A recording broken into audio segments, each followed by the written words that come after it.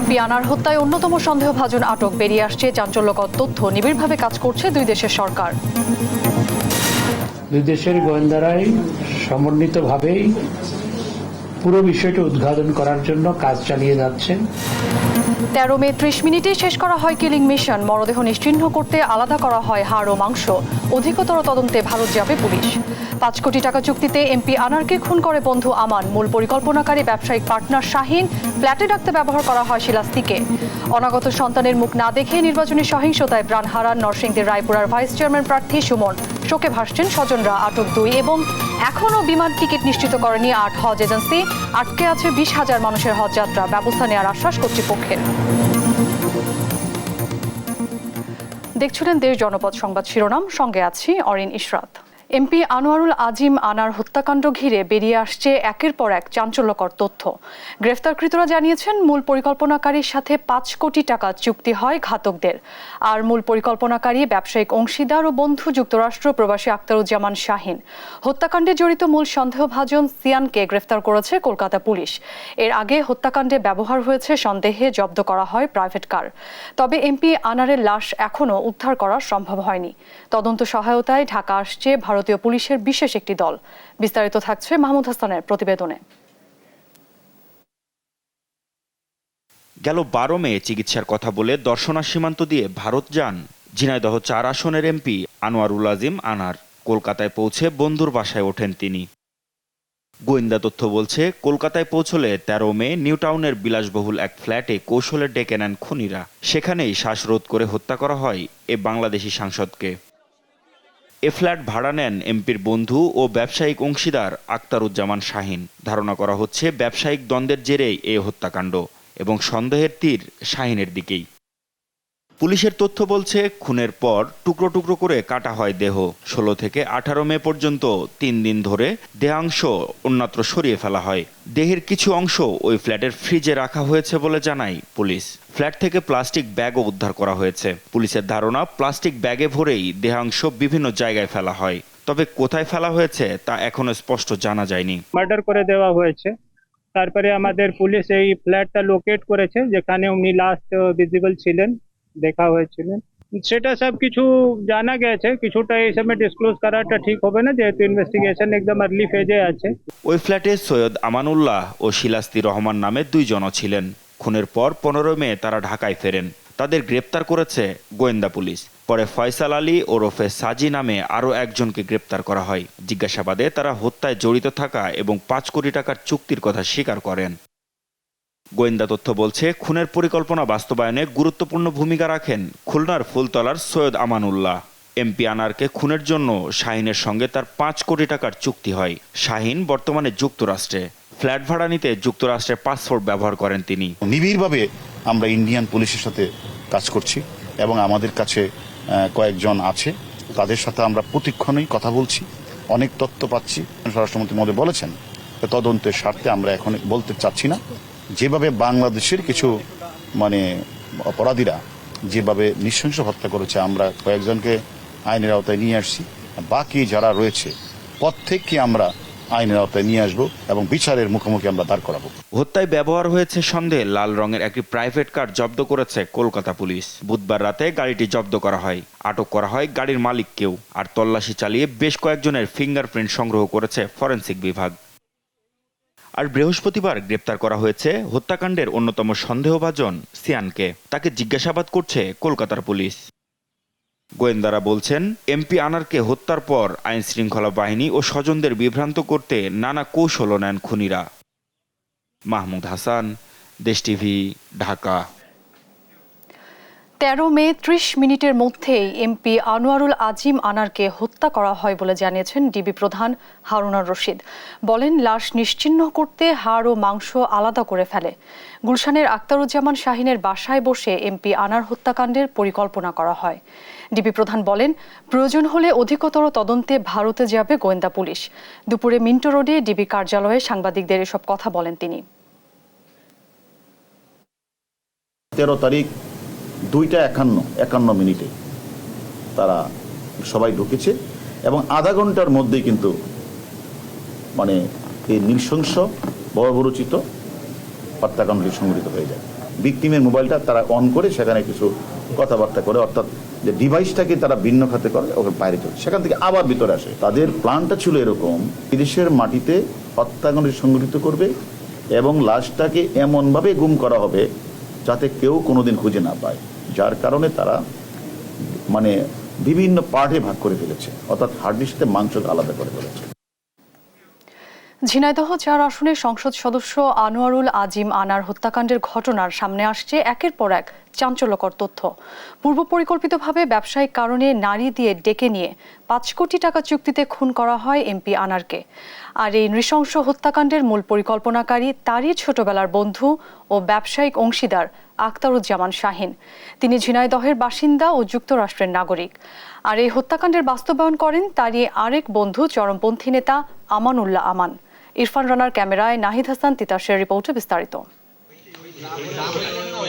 স্বর্ণ চোরাচালানের টাকা ভাগাভাগি নিয়ে দ্বন্দ্বের জেরে প্রায় মাসখানিক আগে ঝিনাইদহের কোটচাঁদপুরের এই বাগানবাড়িতে বসেই এমপি আনোয়ারুল আজিমকে হত্যার পরিকল্পনা সাজাই তারই ছোটবেলার বন্ধু আখতারুজ্জামান শাহিন। সেই পরিকল্পনা অনুসারে ৩০ এপ্রিল বান্ধবী শিলাস্তি রহমান ও চরমপন্থী নেতা আমানুল্লাহ আমানকে নিয়ে কলকাতায় যান শাহিন। ভাড়া নেন কলকাতার নিউ টাউনের সঞ্জীবা গার্ডেনের ৫৬ নম্বর ফ্ল্যাট। সেখানে আমানের সাথে ৫ কোটি টাকা চুক্তিতে হত্যার দায়িত্ব বুঝে দিয়ে ১০ মে ফিরে আসেন দেশে। পূর্ব পরিকল্পনা অনুসারে শাহিনের বান্ধবী শিলাস্তি রহমানকে দিয়ে সেই ভাড়া করা ফ্ল্যাটে ডেকে আনা হয় এমপি আনোয়ারুল আজিমকে। সেখানে ১৩ মে আমানুল্লাহ আমান ভাড়াটে খুনি ফয়সাল ও মোস্তাফিজ সহ ৫-৬ জন মিলে হত্যা করে এমপি আনোয়ারুল আজিমকে। এই হত্যাকাণ্ডের ঘটনার পর শাহিনের অপকর্ম নিয়ে মুখ খুলতে শুরু করেছে এলাকাবাসী। বেরিয়ে আসছে শাহিনের অন্ধকার জগতের নানা কাহিনী। এর আগে ভাটা ছিল, ভাটা নষ্ট করতে বাংলা করেছে, তারা ওরা ছবি ঠিক মতো দেখিনি কোনোদিনই। ওই শুনেছি সাইড মেয়ে ছেলে নিয়ে এসে ভালো ভালো লোক ভিডিও করে ইনি জিম্মি করে, ইনার দ্বারা এমন কোনো কাজ নেই তো হয় না। এর মাদকের ব্যবসা, এর ইয়াবার ব্যবসা, এর স্বর্ণের ব্যবসা, এমন কোনো বিজনেস নেই করে না। শাহিন মিয়ার দেশে আইনি আওতায় এনে সুষ্ঠু একটা বিচার আমরা চাচ্ছি। আর একজন সংসদ সদস্যের এমন নৃশংস হত্যাকাণ্ড মেনে নিতে পারছেন না নেতাকর্মীরা। স্থানীয় নেতাকর্মী সহ শাহিনের ভাই পৌর মেয়রও চাই এই হত্যাকাণ্ডের বিচার। আমি এখনো এটা রিলাই করতে পারছি না, যে বিশ্বাস করতে পারছি না যে আমার ভাইয়ের আমার একটা কাজের সাথে জড়িত থাকতে পারে। তবে যদি তদন্তের সত্যতা মেলে তখন তারা আমার অস্বীকার করার থাকবে না। তবে পুলিশ বলছে শাহিন মাঝে মাঝেই দেশে আসতেন এবং তার বাগান বাড়িতে থাকতেন। তবে এখানে কে বা কারা আসতেন তার কোনো তথ্য নেই পুলিশের কাছে। এই হত্যাকাণ্ডের পর শাহিনের বিষয়ে সবকিছুই খতিয়ে দেখছে পুলিশ। 2 তলা একটা ভবন আছে যেটা সম্ভবত ডুপ্লেক্স। তো এখানে কে কারা কখন আসতো এটা সুনির্দিষ্টভাবে আমাদের কাছে ওরকম তথ্য নাই। আমরা বিষয়টাকে এখন সম্পূর্ণ গোয়েন্দা নজরদারিতে রাখছি। এমপি আনোয়ারুল আজিমের হত্যাকাণ্ডের মূল পরিকল্পনাকারী আখতারুজ্জামান শাহিন ১৯৯১ সাল থেকে যুক্তরাষ্ট্রের নিউ ইয়র্কের ৩৭৯ ইস্ট হেভেন স্ট্রিট ব্রুকলিন এলাকায় থাকেন। সে মাদক, স্বর্ণ চোরাচালান সহ নানা অপকর্ম চালিয়ে আসছেন দীর্ঘদিন ধরে। নাহিদ হাসান তিতাস, দেশ টিভি। এমপি আনারের হত্যাকাণ্ডে শোক জানিয়ে ঝিনাইদহের কালীগঞ্জে দলীয় কার্যালয়ে কালো পতাকা উত্তোলন করেছে কালীগঞ্জ উপজেলা আওয়ামী লীগ। দুপুরে শোক প্রস্তাব রেখে উপজেলা আওয়ামী লীগ কার্যালয়ে এই পতাকা উত্তোলন করেন দলীয় নেতাকর্মীরা। এ সময় এমপি আনারের হত্যার মূল পরিকল্পনাকারী আখতারুজ্জামান শাহিনকে দ্রুত গ্রেফতারের দাবি জানান তারা। সভায় নেতাকর্মীরা শাহিনের কোটচাঁদপুরের বাড়ি ঘেরাওয়ের ঘোষণা দেন।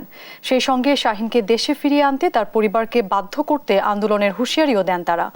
অবিলম্বে হত্যাকারীদের কঠোর শাস্তির দাবি জানান তারা। আমরা হত্যাকারী বিচার চাই। এটা যারা এর সাথে জড়িত যারা আছে তাদেরকে সরকারিভাবে যে কোনোভাবে তাকে দেশে এনে সুষ্ঠু বিচার এবং সুন্দর তার আমরা ফাঁসি চাই। সে অন্ধকারে গুম করেছে, খুন করেছে। আমরা চাই তাদেরকে প্রকাশ্যে এনে সবার সামনে জন্য বিচারটা শেখ হাসিনা করে, আমরা এটা দাবি করছি তার কাছে। বিচারের জন্য আমরা কালীগঞ্জে যা কিছু করার আমরা তার জন্য আন্দোলন করব। আমরা আর এভাবে শোক পাশান দিতে পারছি না। আমরা চাই তার একটু দেখতে, আমরা চাই তার জানাজা একটু পড়তে। আওয়ামী লীগ সাধারণ সম্পাদক ওবায়দুল কাদের বলেছেন, তদন্ত শেষ না হওয়া পর্যন্ত এমপি আনার কলকাতায় কিভাবে মারা গেছেন তা বলা কঠিন। তবে অপরাধের বিষয়ে আওয়ামী লীগ সরকার জিরো টলারেন্স দেয়। আর পররাষ্ট্রমন্ত্রী ডক্টর হাসান মাহমুদ বলেছেন, হত্যার রহস্য উদ্ঘাটন করতে দুই দেশের গোয়েন্দা কর্মকর্তারা একযোগে কাজ করছেন। বিস্তারিত জানাচ্ছেন জুবায়ের রাজিন। খুব তাড়াতাড়ি। ঢাকা জেলা আওয়ামী লীগ কার্যালয়ে দলটির যুব ও ক্রীড়া বিষয়ক বৈঠক শেষে সাংবাদিকদের মুখোমুখি হন দলটির সাধারণ সম্পাদক ওবায়দুল কাদের। বক্তব্যে উঠে আসে সম্প্রতি কলকাতায় নিখোঁজের পর নিহত সরকারি দলের সংসদ সদস্য আনোয়ারুল আজিম আনারের প্রসঙ্গ। এ সময় তিনি বলেন, তদন্ত শেষ না হওয়া পর্যন্ত কিভাবে তার মৃত্যু হয়েছে তা বলা কঠিন। সংসদ সদস্য কলকাতায় মারা গেছে, তাকে হত্যা করা হয়েছে। ইনভেস্টিগেশন কমপ্লিট হওয়ার আগে আমরা তো বলতে পারছি। এমপি আনারের কর্মকাণ্ড নিয়ে ওঠা নানা সমালোচনারও জবাব দেন আওয়ামী লীগ সাধারণ সম্পাদক। সে কি ছিল সেটা বড় কথা, সে যে এলাকার প্রতিনিধিত্ব করে সে এলাকায় গিয়ে দেখল, তার জন্য শোকার্ত মানুষের প্রতিনিয়ত কোনো গাড়ি নিয়ে মোটর সাইকেলে করে সারা এলাকা ঘুরে বেড়াত। তো তাকে আমরা তৃতীয়বারও নমিনেশন দিয়েছি তার জনপ্রিয়তার জন্য। এখন সে ভেতরে কোনো অপকর্ম করে কিনা এইসব যখনই প্রমাণিত হয়, প্রধানমন্ত্রী কিন্তু জিরো টলারেন্স। এদিকে জাতীয় প্রেস ক্লাবে এক অনুষ্ঠানে পররাষ্ট্রমন্ত্রী ডক্টর হাসান মাহমুদ জানান, এমপি আনার হত্যার রহস্য উদ্ঘাটনে দুই দেশের গোয়েন্দারা একযোগে কাজ করছে। এখন দুই দেশের মধ্যে সমন্বিতভাবে এই নিয়ে কাজ হচ্ছে। দুই দেশের গোয়েন্দারাই সমন্বিতভাবেই পুরো বিষয়টি উদ্ঘাটন করার জন্য কাজ চালিয়ে যাচ্ছে। আমাদের মিশন, বিশেষ করে কলকাতায় আমাদের যে হাই কমিশন অফিস আছে, তারা সেখানকার কর্তৃপক্ষ, পশ্চিম বাংলার কর্তৃপক্ষ, ভারতীয় কর্তৃপক্ষ, ভারতীয় পুলিশের সাথে নিবিড় যোগাযোগ রাখছেন। এবং যেহেতু বিষয়টা তদন্তাধীন, সেজন্য আমি বেশি কিছু বলতে চাই না। আপনারা খুব সহসাই সবকিছু জানতে পারবেন। বাংলাদেশ দূতাবাস পশ্চিমবঙ্গ সরকারের সঙ্গে নিবিড়ভাবে যোগাযোগ রাখছে বলেও জানান তিনি। ধন্যবাদ। জুবায়ের রাজিন, দেশ টিভি, ঢাকা। বিয়ের 15 বছর পর বাবা হচ্ছিলেন প্রতিদ্বন্দ্বী প্রার্থী ও সমর্থকদের হামলায় নিহত নরসিংদীর রায়পুর উপজেলা পরিষদ নির্বাচনের ভাইস চেয়ারম্যান প্রার্থী সুমন মিয়া। অথচ ভাগ্যের নির্মম পরিহাসে অনাগত সন্তানের মুখ দেখে যেতে পারেননি। এতে শোকের সাগরে ভাসছে নিহতের স্বজন ও সমর্থকরা। এদিকে ঘটনায় সন্দেহভাজন দুই ব্যক্তিকে আটক করেছে পুলিশ। এ ঘটনায় রায়পুর উপজেলা পরিষদ নির্বাচন স্থগিত করেছে নির্বাচন কমিশন। নরসিংদী থেকে সুমন বর্মনের তথ্যচিত্রে সালমা জাহানের ডেস্ক রিপোর্ট। বাবা হওয়ার জন্য দীর্ঘ 15 বছর অপেক্ষা করেন রায়পুর উপজেলা পরিষদের ভাইস চেয়ারম্যান প্রার্থী সুমন মিয়া। এরই মধ্যে প্রতিদ্বন্দ্বী প্রার্থী ও সমর্থকদের হামলায় নিহত হয়েছেন সুমন মিয়া। অনাগত সন্তানের মুখ দেখার আগেই পৃথিবী ছাড়লেন তিনি। সুমনের এমন অস্বাভাবিক মৃত্যুতে বাবা নাসির উদ্দিন শোকাহত। তিনি জানান, নির্বাচনের শুরু থেকেই প্রতিদ্বন্দ্বী প্রার্থী আবিদ হাসান রুবেল বিভিন্ন সময় প্রার্থী ও সমর্থকদের হুমকি দিচ্ছিলেন। আজকে আমার ছেলেকে হারিয়ে আমি শোকের সাগরে ভাসতেছি। একটা সন্ত্রাসী কার্যকলাপের মাধ্যমে একটি সুশিক্ষায় শিক্ষিত ছেলে, সমাজকর্মী আজ থেকে সমাজকে হারিয়ে যাবে, এটা ন্যায্য বিচার চাই। এ ঘটনায় নিহতের স্বজন ও সমর্থকদের মধ্যে শোকের ছায়া নেমে এসেছে। তারা রুবেল সহ সকল ঘাতকদের দ্রুত গ্রেপ্তার করে দৃষ্টান্তমূলক বিচারের দাবি জানিয়েছেন। আমরা চাই প্রশাসনের কাছে এটাই বলতে চাই যে প্রশাসন যেন এটার একটা সুষ্ঠু বিচার করে। এমন একটা অমায়িক ছেলে এভাবে অকালে জড়িয়ে পড়বো, এটা আমরা কখনো কল্পনা করি নাই। মানুষ হিসাবে অনেক এমন মানুষ নাই, ও তারে যেন হত্যা করছে, আমরা হত্যার বিচার চাই। সরকারের কাছে আমরা দাবি, আমরা শুধু সুমনের বিচার না পাই তাহলে আমরা এই দুনিয়া থাকার থেকে না থাকাই ভালো। রায়পুরা থানার ওসি সাফায়েত হোসেন পলাশ জানান, নিহতের লাশ ময়নাতদন্তের শেষে পরিবারের নিকট হস্তান্তর করা হয়েছে। এই ঘটনায় সন্দেহভাজন দুই ব্যক্তিকে আটক করা হয়েছে। নির্বাচনী প্রচারণায় এক পক্ষ বিপক্ষের ব্যাপার, এখানে পলিটিক্যাল ইস্যু কতটুকু আছে এটা তদন্তের খতিয়ে দেখতে হবে। আমরা জড়িতদেরকে গ্রেপ্তারপূর্বক ন্যায় বিচারের নিমিত্তে অবশ্যই বিজ্ঞ আদালতে সুপর্দ করব। আগামী 24 ঘন্টার মধ্যে মূল ঘাতক রুবেলের গ্রেপ্তারের দাবি জানিয়েছেন গ্রামবাসী। এদিকে ভাইস চেয়ারম্যান সুমন মিয়া নিহতের ঘটনায় রায়পুরা উপজেলা পরিষদ নির্বাচন স্থগিত করেছে নির্বাচন কমিশন। নিউজ ডেস্ক, দেশ টিভি। হজযাত্রীদের ভিসা জটিলতা কমে এলেও এখনও বিমান টিকিট নিশ্চিত করেনি 8টি এজেন্সি। এতে আটকে আছে প্রায় 20,000 মানুষের হজযাত্রা। হজ এজেন্সি মালিক সমিতি বলছে, নিবন্ধিত এজেন্সির বাইরে যাওয়ার কারণে প্রতারিত হচ্ছেন অনেকে। ধাপে ধাপে দেয়া হচ্ছে টিকিটের পে অর্ডার। আর হজ কর্তৃপক্ষ বলছে, নোটিশ পাওয়ার পরও টিকিট নিশ্চিত না করলে নেওয়া হবে ব্যবস্থা। M A আজিমের report. চাঁদ দেখা সাপেক্ষে 16 জুন হতে পারে পবিত্র হজ। 9 মে থেকে হজ ফ্লাইট শুরুর পর এ পর্যন্ত সৌদি পৌঁছেছেন 41,946 জন। নিবন্ধিত বাকি 42,826 জনের মধ্যে এখনও টিকিট পাননি অন্তত 20,000। অভিযোগ, টিকিট প্রদানে গড়িমসি করছে এজেন্সিগুলো। আমাদের 12 জুন লাস্ট ফ্লাইট, সেই হিসেবে প্রত্যেক হজযাত্রী পূর্ব থেকেই তাদের ভিসা যেহেতু শেষ হয়ে গেছে, এখন টিকিটও যেন পেয়ে যায় সে বিষয়টি আমরা চেষ্টা করছি। হজ কর্তৃপক্ষ বলছে, টিকিট নিশ্চিতে এ পর্যন্ত 8টি এজেন্সিকে নোটিশ দেওয়া হয়েছে। দ্রুত সমস্যা নিরসন না করলে নেওয়া হবে ব্যবস্থা। 8টি এজেন্সি যারা এখনও পে অর্ডারের বিষয়ে গাফলতি দেখাচ্ছে তাদেরকে ইতিমধ্যে ওয়ার্নিং দিয়েছি এবং আমরা চেষ্টা করছি যে আজকের মধ্যে তারা পে অর্ডারগুলো কমপ্লিট করে যদি কালকের মধ্যে টিকিট সংগ্রহ না করে তারা কিন্তু আবার শোকজ করা হবে। প্রতিবারই হজ মৌসুমে গ্রামের সহজ সরল ধর্মপ্রাণ মুসল্লিদের সঙ্গে প্রতারণার অভিযোগ ওঠে। এবারও বেশ কয়েকটি এজেন্সির বিরুদ্ধে অভিযোগ পেয়ে ঘটনাস্থলে দেশ টিভি। ঠিকানা কাকুলির এ ফুলু টাওয়ারের 8 তলায় বলা হলেও সেখানে অস্তিত্ব মেলেনি অভিযুক্ত north Bengal tour and travel এজেন্সির। তাদের ফেসবুক পেজে দেয়া নম্বরটিও বন্ধ। অবশ্য দায়সারা জবাব হাব সভাপতির। বললেন, প্রতারণাকারীরা নিবন্ধিত এজেন্সি নয়। গ্রামের সহজ সরল মানুষ, তাদেরকে টাকা দিয়ে অনেকটা সহজে হজে যেতে চান, যাতে কষ্ট না করতে হয়। তারা বাড়ির পাশে আছে, খোঁজখবর নেওয়া যায় দ্রুত, তারা যোগাযোগ করে বেশি এরকম। কিন্তু আমি মনে করি এটা সঠিক না। হজযাত্রীগণ এটা যার কেউ যদি সহযোগিতাটা নেন, ওনারা ভুল করছেন। কিছু প্রতারক নিবন্ধিত এজেন্সির কথিত মালিক দাবি করে প্রতারণা করে আসছে বলেও দাবি তার। মন্ত্রণালয়ের কাছে ডকুমেন্ট আছে মালিককে। আমি কেউ যদি বলে যে আমি মালিক, এটা তো গ্রাহ্য না। এম এ আজিম, দেশ টিভি, ঢাকা। দেখছেন দেশ জনপদ সংবাদ।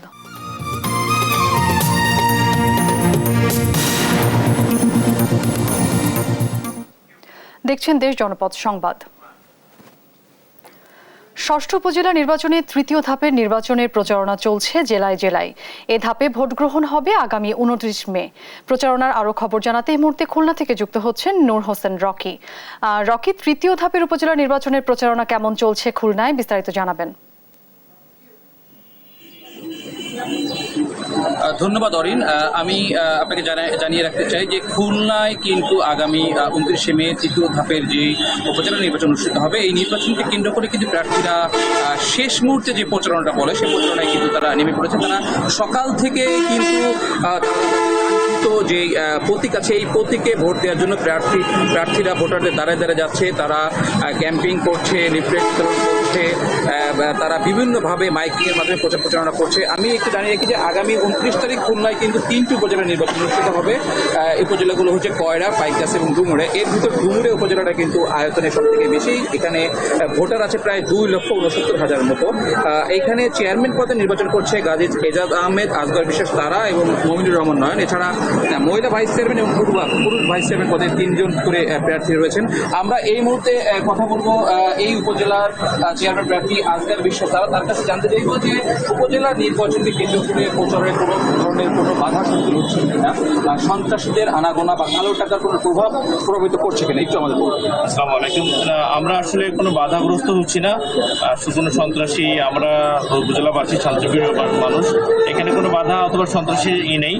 একটি ছোট্ট আপনাদের মাধ্যমে উপজেলাবাসীকে এবং আমাদের দলের হাইকমান্ডকে আমরা জানাতে চাই যে একজন প্রার্থী সে বারবার বলছে যে আমরা উপজেলা আওয়ামী লীগের মনোনীত প্রার্থী। যেহেতু বঙ্গবন্ধু শেখ হাসিনা এখানে বলেছেন দল কোনো মনোনয়ন দেবেন না, দলের কোনো প্রতীক থাকবে না, এমনকি দলের কোনো শীর্ষস্থানীয় নেতা কোনো প্রভাব খাটাতে পারবে না। তো সেখানে একজন প্রার্থী বারবার বলছে যে উপজেলা আওয়ামী লীগের মনোনীত প্রার্থী। এটা একটা বিভ্রান্তকর তথ্য ছড়াচ্ছে। আপনাদের মাধ্যমে মাধ্যমে আমি উপজেলাবাসীকে, আমার প্রিয় উপজেলাবাসীকে জানাতে চাই এরকম কোনো প্রার্থী নেই, সবাই স্বতন্ত্র প্রার্থী। আমরা স্বতন্ত্র প্রার্থী হয়ে নির্বাচন করছি। আমার নির্বাচনী স্থানে সবচেয়ে বড় যে দিকটা রয়েছে উত্তর ডুমুরিয়ার পানি জলবদ্ধতা দূরকরণ, ডুমুরিয়ার সুপেয় পানি ব্যবস্থাপনা, নারী মেয়েদের নিরাপত্তা এবং মাদক সবার আগে যেটা রয়েছে মাদক নির্মূল এবং নারীদের সম্মানের জায়গাটা অবস্থান করা এবং নারীদের যে নারী নিরাপত্তার যে কাজগুলো কাজটা শিক্ষা ব্যবস্থাপনা নিয়ে কাজ করা। শুধু দর্শক, আপনারা যেটা শুনলেন যে প্রার্থী একটি অভিযোগ করেছে যে এখানে যে একজন প্রার্থী সে নিজেকে দলীয় প্রার্থী হিসেবে বলেছে, কিন্তু আসলে উপজেলা চেয়ারম্যান যেহেতু দলীয় প্রার্থী নাই, এটা একটা বিভ্রান্তিকর পরিবেশ তৈরি হচ্ছে বলে তারা অভিযোগ করেছে। অরিন, খুলনা থেকে উপজেলা নির্বাচনের প্রচারণার সর্বশেষ তথ্য ছিল এটা আমার কাছে। রকি, আপনাকে ধন্যবাদ। দর্শক, তৃতীয় ধাপের উপজেলা নির্বাচনের খবর খুলনা থেকে জানাচ্ছিলেন আমাদের সহকর্মী। কোরবানির সামনে রেখে মেহেরপুরে প্রস্তুত 1,90,000 পশু। খামারগুলোতে এখন চলছে শেষ মুহূর্তের পরিচর্যা। তবে গোখাদ্যের দাম বৃদ্ধিতে বেড়েছে উৎপাদন খরচ, তাই লাভবান হওয়া নিয়ে কিছুটা শঙ্কায় স্থানীয় খামারিরা। সহকর্মী মীর শিশিরের প্রতিবেদন। মেহেরপুরের লালন মিয়া পরম যত্নে খামারে গরু পরিচর্যায় ব্যস্ত তিনি। ভালো খাবারের পাশাপাশি কমতি রাখছেন না গোসল সহ অন্যান্য যত্ন আত্মিতে, কারণ কদিন বাদেই কোরবানির হাটে তোলা হবে এসব পশু। কোনো ওষুধ ব্যবহার করিনি আমরা ফার্মে। আমরা ঘাস, বিচুলি, দানা, খাদ্য, খাবার এইগুলো খাওয়ানো হয়েছে। মেহেরপুর জেলা প্রাণী সম্পদ বিভাগের তথ্য বলছে, এবছর কোরবানির ঈদ ঘিরে জেলায় প্রস্তুত করা হয়েছে 1,90,520টি পশু। এর মধ্যে ব্ল্যাক বেঙ্গল ও যমুনাপাড়ি সহ বিভিন্ন জাতের ছাগল ও ভেড়া রয়েছে 1,28,080টি এবং গরু 59,220টি। মহিষ রয়েছে প্রায় 4,000। এই গরুর যদি দাম না থাকে কোরবানির সিজনে, তাহলে ধরেন খামারিদের বড় আকারে লস হবে। এখন যত্নটা বেশি, এখন গরমের সময় এখন যত্নটা ফ্যান চালু করতে হয়, ফ্যান সারাদিন চলে। যদি ইন্ডিয়ান গরু না ঢোকে তাহলে আমাদের যাদের খামারি আছে তারা সবাই লাভবান হতে পারবে। পশু লালন পালনে বিভিন্ন জটিল রোগের চিকিৎসা দেওয়া সহ প্রশিক্ষণ ও বিভিন্ন রকম উপকরণ দিয়ে সহায়তা করছে জেলা প্রাণী সম্পদ বিভাগ। আমরা বিভিন্ন খামার পরিদর্শন করি, সেখানে কোনো পরামর্শ থাকলে সেগুলো প্রদান করি এবং ফ্রি কৃমিনাশক প্রদান করা হয়। এছাড়া গ্রামে গ্রামে ফ্রি ভেটেরিনারি মেডিকেল ক্যাম্পের মাধ্যমে কৃমিনাশক এবং ভিটামিন প্রদান করা হয়। উৎপাদন বাড়ানোর জন্য আমরা প্রতিনিয়তই চেষ্টা করতেছি এবং আমাদের অধিদপ্তর থেকে বিভিন্ন প্রকল্প নেওয়া হয়েছে। বিভিন্নভাবে তাদেরকে প্রশিক্ষণ দেওয়া হয়, তাদেরকে বিভিন্ন উপকরণ সহায়তাও দেওয়া হয়, তাদেরকে ঘাস চাষ সম্পর্কে উদ্বুদ্ধ করা হয়। গোখাদ্যের দাম বেড়ে যাওয়ায় বেড়েছে উৎপাদন খরচ। উৎপাদন খরচ মিটিয়ে লাভবান হওয়ার বিষয়ে কিছুটা শঙ্কায় খামারিরা। মীর শিশির, দেশ টিভি, মেহেরপুর। ঈদুল আজহাকে সামনে রেখে ক্রেতা বিক্রেতাদের ভিড় বাড়ছে পশুর হাটে। এ নিয়ে বিস্তারিত জানাতে ভোলা থেকে যুক্ত হচ্ছেন ছোটন সাহা। ছোটন, পশুর হাটে ক্রেতা বিক্রেতাদের উপস্থিতি কেমন দেখছেন এবং বেচা কেনা কেমন চলছে? অরিন, কোরবানি ঈদকে সামনে রেখে গরুর হাট কিন্তু বলা যায় যে শুরু হয়েছে, যদিও প্রাণী সম্পদ অধিদপ্তর বলেছে যে আগামী সপ্তাহ থেকে কিন্তু আনুষ্ঠানিকভাবে গরু হাটে যে কেনা বেচা সেটি শুরু হবে, কিন্তু আমরা দেখতে পেয়েছি বিভিন্ন হাটে কিন্তু আগাম গরু কেনা বেচা শুরু হয়ে গেছে কোরবানিকে সামনে রেখে। তো আমি রয়েছি ইলিশা গরুর হাটে। এটি একটি অন্যতম বৃহৎ একটি হাট বলা যায় এবং প্রতি বছরই এখানে গরুর কেনা বেচা হয়। এবছরও কিন্তু গরুর কেনা বেচা কিন্তু শুরু হয়েছে এবং এবছর কোরবানিযোগ্য যে গরুর চাহিদা রয়েছে 85,000, কিন্তু সেখানে এবছর গরু প্রস্তুত রয়েছে কিন্তু 92,000 এবং একই সাথে কিন্তু হাটের পাশাপাশি কিন্তু অনলাইনগুলোতেও কিন্তু অনলাইন প্ল্যাটফর্মেও কিন্তু গরু বিক্রি লক্ষ্যমাত্রা নির্ধারণ করেছে প্রাণী সম্পদ অধিদপ্তর এবং তারা বলছিল যে হাটগুলোতে যাতে রোগাক্রান্ত গরু, অসুস্থ গরু বিক্রি করা না হয় সেজন্য কিন্তু তাদের ভেটেরিনারি যে টিম সেটিও কিন্তু স্থাপন করা হয়েছে এবং একই সাথে তারা মনিটরিং করছে। এবং আমরা গরু ক্রেতা বিক্রেতাদের সাথে কথা বলেছি। গরু বিক্রেতারা যেমনটি আমাদেরকে বলছিল যে এবছর পশু খাদ্যের দাম অনেকটা বৃদ্ধির দিকে থাকায় তাদের বাধ্য হয়ে গরুর দাম কিন্তু বেশি দামে বিক্রি করতে হচ্ছে এবং তারা বলছিল যে যতটুকু তারা প্রত্যাশা করছেন গরু প্রতি যে দাম নির্ধারণ করে দিয়েছেন সে তুলনায় কিন্তু ক্রেতারা দাম অনেকটা কম বলছে এবং সে কারণে তারা গরু অনেকটাই বিক্রি করছেন না এবং তারা আশা করছেন আগামী বেশ কয়েকদিনের মধ্যে কিন্তু এই গরুর হাট আরও বেশি জমে উঠবে এবং পর্যাপ্ত দামও কিন্তু তারা পাবেন। তো এ ছিল আমার কাছে ভোলাতে যে গরুর হাট জমে উঠতে শুরু করেছে তা নিয়ে সর্বশেষ তথ্য। ফিরে যাচ্ছি স্টুডিওতে অরিনের কাছে। অরিন। ছোটন, আপনাকে ধন্যবাদ। দর্শক, ভোলা থেকে পশুর হাটের খবর জানাচ্ছিলেন আমাদের সহকর্মী। সড়ক পরিবহন মন্ত্রীর ঘোষণা তোয়াক্কা না করে মহাসড়ক দাপিয়ে বেড়াচ্ছে ব্যাটারি চালিত অটোরিকশা। এতে সড়কে হরহামেশায় ঘটছে দুর্ঘটনা। মহাসড়কে ঝুঁকিপূর্ণ এই যান চলাচল বন্ধে কার্যকর পদক্ষেপ চান মানুষ। প্রতিনিধিদের পাঠানো তথ্য ছবিতে আপন উপর রিপোর্ট। অটোরিকশা চালকদের আন্দোলনের মুখে প্রধানমন্ত্রী শুধু রাজধানীতে ব্যাটারি চালিত অটোরিকশা চালানোর অনুমতি দিলেও সড়ক পরিবহন মন্ত্রী ওবায়দুল কাদের মহাসড়কে এসব যান চলাচল নিষিদ্ধের ঘোষণা দেন। তবে দেশের মহাসড়ক জুড়ে পুরোই উল্টো চিত্র। বেশিরভাগ মহাসড়কেই দাপিয়ে বেড়াচ্ছে 3 চাকার এই ঝুঁকিপূর্ণ যান। লাইসেন্সবিহীন এসব যান চালকদেরও নেই কোনো প্রশিক্ষণ। ঢাকা ময়মনসিংহ মহাসড়কে অবাধে চলছে ব্যাটারি চালিত এসব অবৈধ যান। এতে প্রতিনিয়তই ঘটছে দুর্ঘটনা। চালকরা বলছেন প্রশাসনকে ম্যানেজ করেই চলে এসব যান।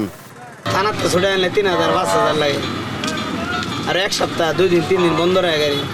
রাস্তায় তো পুলিশের বিভিন্ন জায়গায় আটকায়, সব জায়গায় ভিডিও লাগে, মানে অনেক বেশি 10 টাকা 30 টাকা 50 টাকা। গাজীপুরের মহাসড়কগুলোতেও অবাধে চলছে ব্যাটারি চালিত ইজি বাইক। স্থানীয়দের অভিযোগ, পুলিশ ও রাজনৈতিক দলের নেতাদের ম্যানেজ করেই চলছে এসব ঝুঁকিপূর্ণ যান। পুলিশের বিরুদ্ধে রয়েছে ডাম্পিংয়ের নামে টাকা আদায়ের অভিযোগও।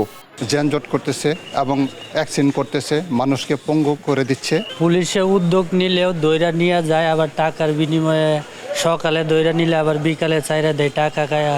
ঠিক আছে, তাহলে এগুলো উচ্ছেদ হবে কিভাবে? কুষ্টিয়ার মহাসড়কেও দাপট ব্যাটারি চালিত অটোরিকশা আর নছিমন করিমনের মতো 3 চাকার অবৈধ যানের। গত 2 মাসে এসব অবৈধ গাড়ি দুর্ঘটনায় প্রাণ হারিয়েছেন কমপক্ষে 20 জন। হাইওয়ে পুলিশের তথ্য বলছে এ জেলায় অবৈধ যান রয়েছে প্রায় 4500। রংপুরের মহাসড়কে কোনোভাবেই থামানো যাচ্ছে না ব্যাটারি চালিত অটোরিকশার দৌরাত্ম্য। পুলিশের অভিযান ও মামলার পর কিছু সময়ের জন্য চলাচল সীমিত হলেও 2-1 দিন পরেই সড়কে থাকে এসব যানের সরব উপস্থিতি। আমাদেরকে কিছু মনেই করে না 3 চাকা, এটাই রিস্ক এবং আমাদের জানের উপর আমাদের রিস্ক যায় এইটা দিয়ে। মহাসড়কগুলোতে প্রচুর পরিমাণে 3 হুইলার চলে। তো আমরা আমাদের যে সক্ষমতা আছে হাইওয়ে পুলিশ এই অঞ্চলের, এটা দিয়ে আমরা মহাসড়ক থেকে 3 হুইলার ধীরে ধীরে সরিয়ে দেওয়ার জন্য আমরা সর্বাত্মকভাবে চেষ্টা করে যাচ্ছি। সাভার ও নারায়ণগঞ্জেও মহাসড়ক দাপিয়ে বেড়াচ্ছে ব্যাটারি চালিত অটোরিকশা। দুর্ঘটনা কমাতে শিগগিরই ব্যবস্থা নেওয়ার দাবি সচেতন মহলের। আপন অপু, নিউজ ডেস্ক, দেশ টিভি। দর্শক, এ বিষয়ে আরো জানাতে সাভার থেকে যুক্ত হচ্ছেন শাহিনুর রহমান। শাহিনুর, মহাসড়কে ব্যাটারি চালিত অটোরিকশা বন্ধের বিষয়ে কি তথ্য আছে আপনার কাছে, জানাবেন? অরিন, আপনাকে ধন্যবাদ। আমি কিন্তু এই মুহূর্তে আছি সাভার আশুলিয়ার যে বাইপাল মোড়, এই বাইপাল মোড়ে আছে। আপনাদেরকে যে একটু দেখে যে এই মহাসড়কে কিন্তু ব্যাটারি চালিত অটোরিকশা এবং 3 চাকার যে যানবাহন এটা কিন্তু দাপিয়ে বেড়াচ্ছে, এমনটি কিন্তু আমরা দেখতে পাচ্ছি। এবং সেই সাথে আপনাদেরকে জানিয়ে রাখি যে সাভার আশুলিয়া আপনি জানেন যে শিল্প অধ্যুষিত এলাকায়, এই এলাকায় প্রতিনিয়তই কিন্তু যানজটের নাকাল থাকে। তার একটি বিশেষ কারণ হলো এই অটোরিকশার জন্য। অটোরিকশা কিন্তু কোনো নিয়ম নীতি না মেনেই কিন্তু তারা মহাসড়কের উপরে চলছে, এমনটি কিন্তু আমরা দেখতে পাচ্ছি। আপনাদের দেখাই যে দুপাল্লার যে বাসগুলো আছে, বাসের সাথে পাল্লা দিয়ে কিন্তু এই গাড়িগুলো চলতে থাকে, আমরা সব সময় দেখতে পাই। এবং ইতিমধ্যে কিন্তু আমরা দেখেছি সরকারের নিষেধাজ্ঞা থাকলেও কিন্তু সাভার আশুলিয়াতে এটা মানা হচ্ছে না, এমনটি কিন্তু আমরা দেখতে পাচ্ছি। এবং সেই সাথে আপনাদেরকে একটু জানিয়ে রাখি যে এই এখানে ট্রাফিক পুলিশ, হাইওয়ে পুলিশ এবং তারা কিন্তু তাদের নাকের ডগা দিয়েই কিন্তু প্রতিনিয়ত এই অটোরিকশা দাবিয়ে বেড়াচ্ছে, এমনটি কিন্তু আমরা দেখতে পাচ্ছি। এবং সেই সাথে আপনাদেরকে জানিয়ে রাখি যে এই মহাসড়কের উপরে আমরা যদি একটু কথা বলার জন্য চেষ্টা করি, এই মহাসড়কের উপরে কেন আপনি উপরে হচ্ছে যাত্রী নেওয়ার জন্য তারা বেশি কেন? এটা তো জীবনের রিস্ক, কেন এই মহাসড়কে হাইওয়ে রুটের মধ্যে আসছেন? ভাইয়া এখানে তো রাস্তার মুড়িতে আমরা সাইডে দাঁড়া রয়েছি। আপনার তো শাখা রাস্তায় চলার কথা। জি, চলার কথা, তো আমরা রিজিকের জন্য এখানে। আপনার তো জীবনের রিস্ক আছে, আপনার জীবনের রিস্ক তো আছে ভাইয়া, এখন হচ্ছে রিজিকের জন্য এখানে যাত্রী নেওয়ার জন্য। যেমন যখন রিক্সা চালকের সাথে কথা বলার চেষ্টা করছিলাম, আমরা আরেকজনের সাথে কথা বলার চেষ্টা করি। আপনারা মহাসড়কে কেন, এই কি জন্য মহাসড়কে এই রিক্সা চালান, অটো রিক্সা? কি জন্য চলাই বুঝুন তো, পেটের দায়ে চলে আর কি করবো। আপনারা তো ইচ্ছা করলে সার্ভিস লাইন এবং শাখা রাস্তায় চালাইতে পারতেন। সেদিন তো রাস্তা নাই এখানে, আর যেভাবে হাইও গাড়ি ধরে এভাবে তো ঠিক না, আমাদের নাই।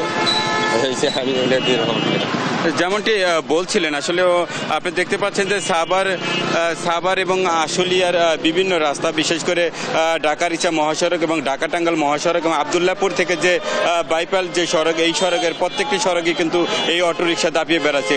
অরিন, এই ছিল আশুলিয়ার বাইপাল থেকে। শাহিনুর, আপনাকে ধন্যবাদ। দর্শক, সাভার থেকে যুক্ত হয়েছিলেন আমাদের সহকর্মী। দেখছেন দেশ জনপদ সংবাদ।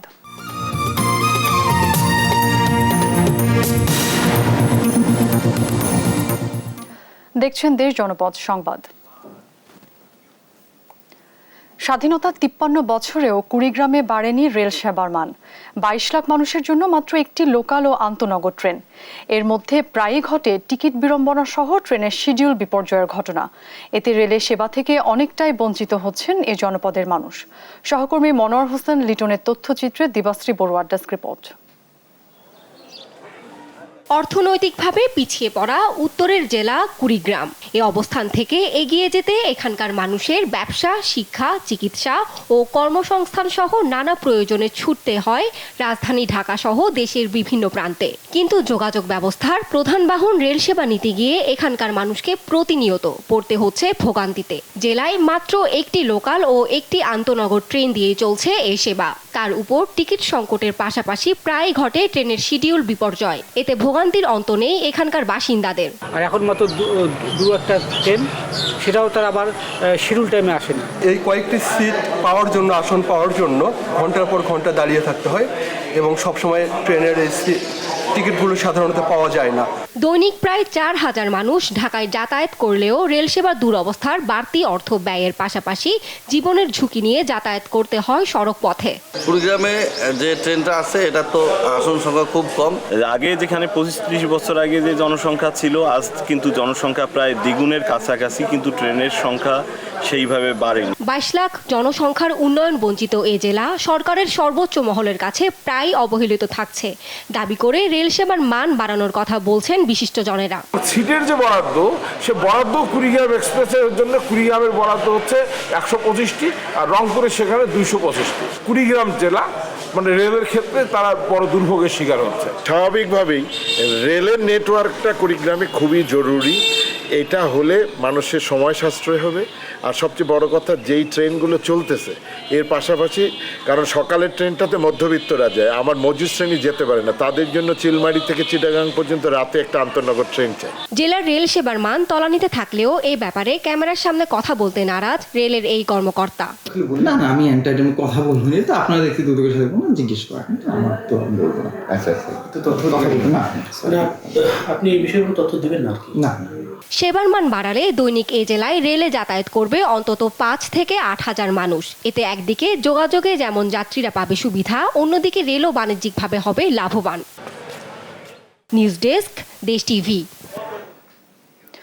সিরাজগঞ্জের তারাশের মেরিনা খাতুনকে মুক্তিযোদ্ধা মন্ত্রণালয় থেকে যুদ্ধ শিশু হিসেবে স্বীকৃতি দেওয়া হয়েছে।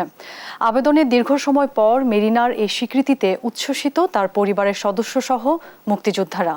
এবার মেরিনাকে মুক্তিযোদ্ধাদের মতো মাসিক ভাতা দেওয়ার দাবি তার পরিবারের। সহকর্মী সায়েমউদ্দিনের প্রতিবেদনে জানাচ্ছেন টুম্পা আফরোজ। 1971 সালে পাক সেনা ও তার দোসরদের পাশবিক নির্যাতনে বীরাঙ্গনা মুক্তিযোদ্ধা পচি বেগমের গর্ভে আসে মেরিনা খাতুন। লোকলজ্জার ভয় উপেক্ষা করে শেষ পর্যন্ত মেরিনার জন্ম দেন এ বীরাঙ্গনা নারী।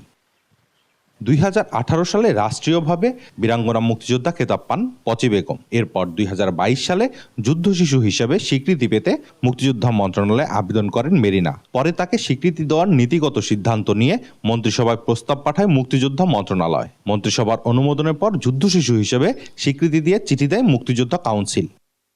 এক স্বীকৃতিতে বাবার নাম অজ্ঞাত রেখেই রাষ্ট্রের সব সুযোগ সুবিধা ভোগ করতে পারবেন মেরিনা। রাষ্ট্রীয় এই স্বীকৃতিতে খুশি মেরিনার পরিবার। কত দুঃখ কষ্ট বেদনা বুকে চাপা নিয়ে আসি, এটা বলার মতো না। যুদ্ধ শিশুর যে রাষ্ট্রীয় স্বীকৃতি আমার ওয়াইফের রাষ্ট্রীয় স্বীকৃতি হয়েছে, এই জন্যে যে রাষ্ট্রীয় স্বীকৃতি দিছে এই রাষ্ট্রীয় স্বীকৃতি দেওয়ার প্রেক্ষিতে মাননীয় প্রধানমন্ত্রীকে আমি কৃতজ্ঞ জানাই। আমার মা একজন শিশু মুক্তিযোদ্ধা, আমরা এটা এখন গর্ব করে বলতে পারবো।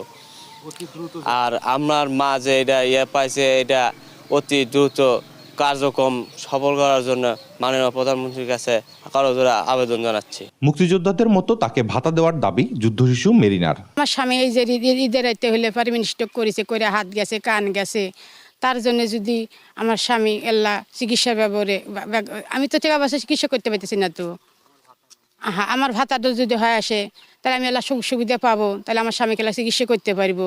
সরকারের নির্দেশনায় প্রশাসন যুদ্ধ শিশুর দেখভাল করার আশ্বাস দিয়েছেন তারাস উপজেলার নির্বাহী কর্মকর্তা।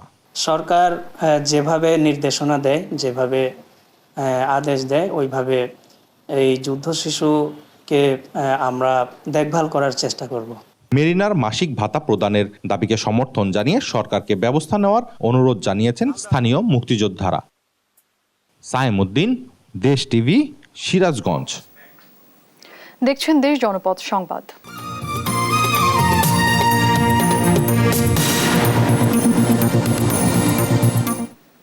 দেখছেন দেশ জনপদ সংবাদ। এক অভিযানে দুটি ৮,০০০ ফুট উচ্চতার পর্বত শৃঙ্গ জয় করে রেকর্ড গড়লেন বাংলাদেশের বাবর আলী। প্রথম বাংলাদেশি হিসেবে এভারেস্টের পর লোৎসে স্পর্শ করার গৌরব অর্জন করেন তিনি। এরই মধ্যে বেস ক্যাম্পে পৌঁছে গেছেন বাবর। আগামী ৩ জুন মায়ের কাছে পৌঁছে যাবেন চট্টগ্রামের এই স্মাইলিং ঘোস্ট। বিস্তারিত জান্নাতুল মোহনার প্রতিবেদনে। বিশ্বের সর্বোচ্চ পর্বতশৃঙ্গ এভারেস্ট জয়ের স্বপ্ন যারা দেখেন তারাই জানেন অদম্য সাহস এবং কতটা কাঠখড় পোড়াতে হয়। তবে প্রতিকূলতা মারিয়ে অসম্ভবকে সম্ভব করলেন চট্টগ্রামের ছেলে বাবর আলী। পেশায় একজন চিকিৎসক হয়েও ষষ্ঠ বাংলাদেশি এভারেস্ট জয়ীর খেতাব এখন তার। ১৯ মে সকালে এভারেস্ট চূড়ায় পৌঁছান বাবর। এর মধ্য দিয়ে ১১ বছর পর বিশ্বের সর্বোচ্চ শৃঙ্গে পা পড়ল কোনো বাংলাদেশির। শুধু এভারেস্ট জয় করেই ক্ষান্ত হননি বাবর। এভারেস্টের পর আরও এক মাইল ফলক স্পর্শ করলেন তিনি। ২১ মে তিনি জয় করেন পৃথিবীর চতুর্থ বৃহত্তম পর্বতশৃঙ্গ লোৎসে, যার উচ্চতা ৮,৫১৬ মিটার, অর্থাৎ ১৭,৩৬৪ মিটার পর্বত আরোহণ করতে হয়েছে বাবরকে। সব বাধা বিপত্তি পাড়ি দিয়ে দেশের প্রথম এর ডাবল হেডার তার কাঙ্ক্ষিত লক্ষ্যে পৌঁছান মঙ্গলবার ভোর ৫টা ৫০ মিনিটে। উড়ান বাংলাদেশের পতাকা। শরীরকে যেন শরীরই মনে করেন না বাবর। এক অভিযানে শরীরকে বিরাম না দিয়ে শুরু করেন লোৎসে জয়ের যাত্রা। তাই তো বন্ধু মহলে তার পরিচিতি স্মাইলিং ঘোস্ট। এভারেস্ট থেকে নেমে এসে রোববার রাতে ক্যাম্প ৪-এ বিশ্রাম নেন। তারপর সোমবার রাতে লোৎসের উদ্দেশ্যে রওনা। এভারেস্ট থেকে লোৎসের যাত্রা কেমন ছিল বাবরের, সেই গল্প শোনান এই অভিযানের প্রধান সমন্বয়ক ফরহান জামান। করে সে নেমে আসা হচ্ছে ক্যাম্প 4-এ। ক্যাম্প 4-এ আসার পর যেটা পরিকল্পনা ছিল, সে ক্যাম্প ওই দিন রাতেই সে লোৎসের দিকে রওনা দিবে। ওইখানেই সে অক্সিজেন নিয়ে খাওয়া দাওয়া করে রেস্ট করে সে একদিন শক্তি অর্জন করে। গত পরশুদিন রাতে সে আবার রওনা দিয়ে সে বাংলাদেশের সময় ৬টা ৫-এ সে যখন পৌঁছায়, তখন যেহেতু ১-১.৫ ঘন্টা আগে পৌঁছে গেছে, আমরা বুঝতে পারি যে হি ইজ ফাইন। তবে বাবরের এই যাত্রা মোটেও সহজ ছিল না। স্পন্সরের জন্য দাঁড়ে দাঁড়ে ঘুরতে হয়েছিল তাকে। থাকলে হবে কি, এই যে টাকা জোগাড় করার টেনশনে মূল যে ফোকাস, ক্লাইম্বিং এর ফোকাস, সেটা হয়ে উঠছিল না। ওর ডিস্টার্ব ছিল, রাতভর ঘুমাতে পারছে না। তো আমরা যেটা করি সেটা হচ্ছে ওকে এই এনভায়রনমেন্টে মুক্তি দিতে বললাম যে বাকিটা আমরা দেখছি, তুই চলে যা। বাবরের গৌরবোজ্জ্বল সাফল্যের শুভেচ্ছা সিক্ত করেন নেটিজেনরা।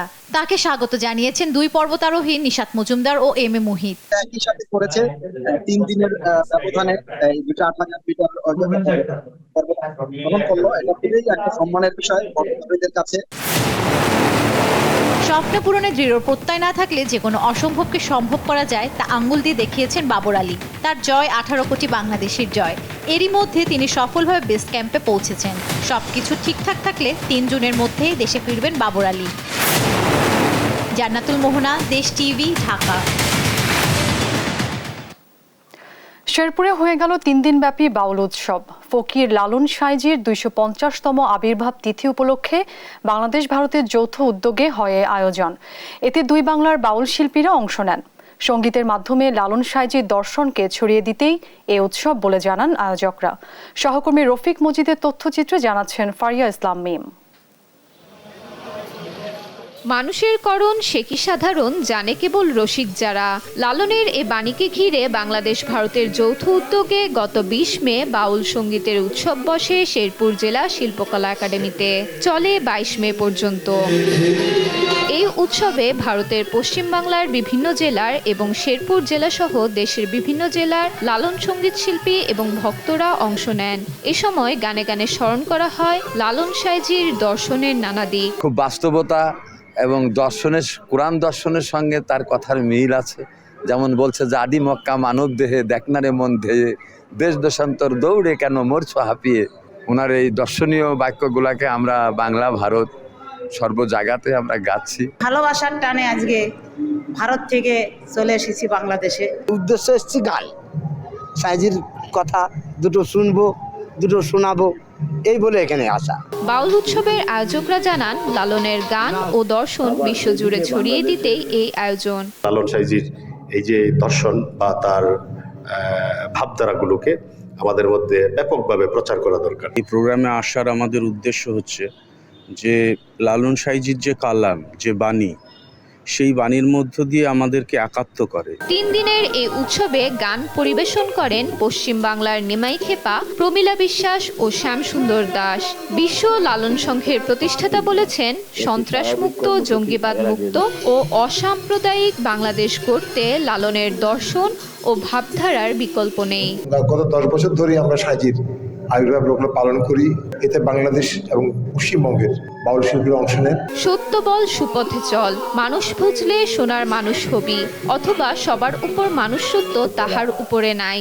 লালনের এসব বাণী দর্শনকে সকলের বুকে ধারণ করলেই সমাজের হানাহানি বন্ধ ও অসাম্প্রদায়িক বাংলাদেশ করা সম্ভব হবে বলে জানান লালন ভক্তরা। নিউজ ডেস্ক, দেশ টিভি।